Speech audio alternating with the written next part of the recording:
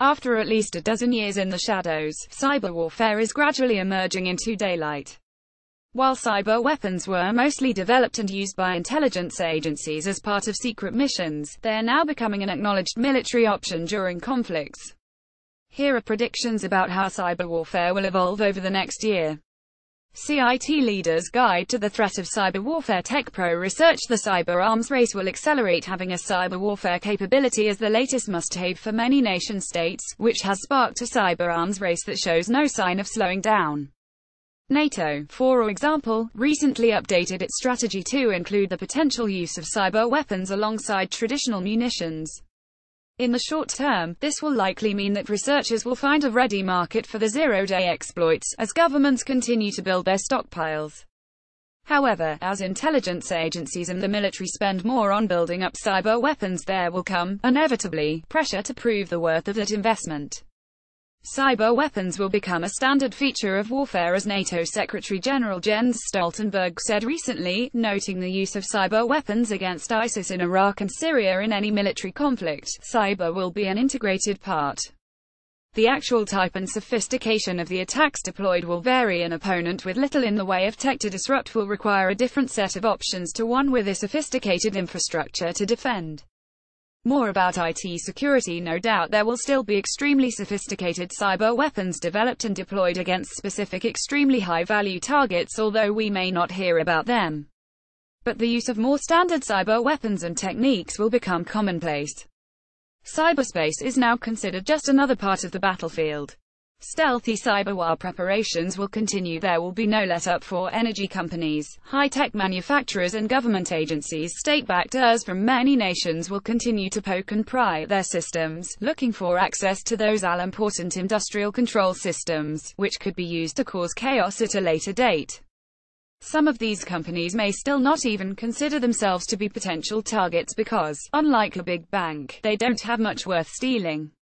But these actors aren't looking to steal money, but to break things like a power or a rail network, which means even organizations involved in the least glamorous bits of our critical infrastructure need to pay attention, fast.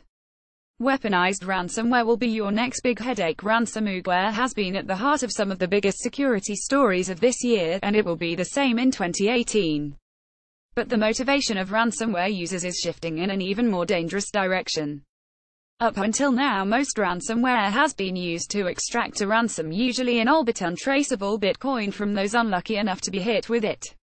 See how risk analytics can help your organization plug security holes. Tech Pro Research. That's bad enough. There's already a trend towards using ransomware as a weapon, where devices are encrypted, rendering data inaccessible, and the perpetrators don't offer a key.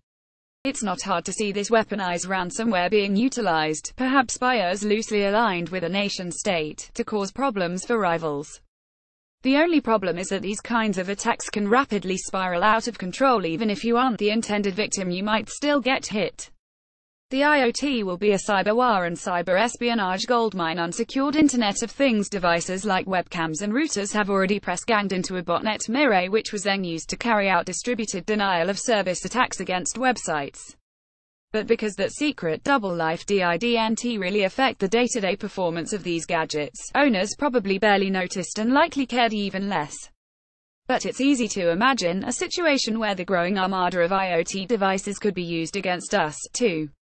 Perhaps an attacker could switch on every smart appliance at once in a bid to overload the power network, or simply cause chaos by turning every smart lock into a useless and unbudging piece of metal.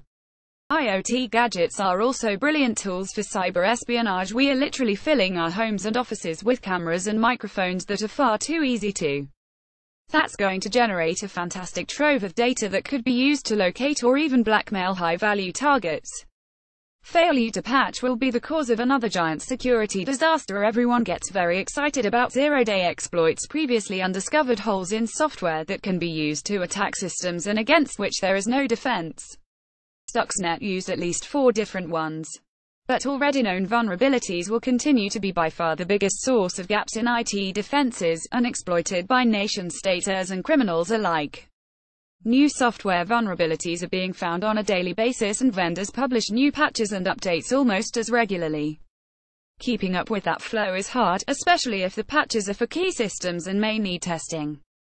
This year demonstrated just what can happen when users fall behind on keeping systems up to date. A patch for the exploit that allowed the WannaCry ransomware to spread globally was available 59 days before the crisis hit. CIT Pro's Guide to Effective Patch Management, free PDF, Tech Republic. Unless you are being specifically targeted, in which case, good luck. Having the basics of security in place will be enough to make state-backed actors go and find an easier target. Encryption will be your friend. Governments and politicians will continue their love-hate relationship with encryption, wanting it as strong as possible for their own secrets and communications, while simultaneously wanting to water it down for everyone else. That dynamic is unlikely to change, but in the battle between politics and mathematics, there is only going to be one winner. That's probably going to be good for all of us, for both privacy and security. Particularly with the rise of the Internet of Things, we are sharing our homes and workplaces with more devices that record our words and deeds. And as automatic systems like driverless cars become commonplace, we'll need to be able to trust the security of those systems too. While governments would love to be able to access all communications, they don't want other governments to have the same privilege, which means banning encryption is off the table. For now. Also see image. Getty Images. A stock photo, the lighter.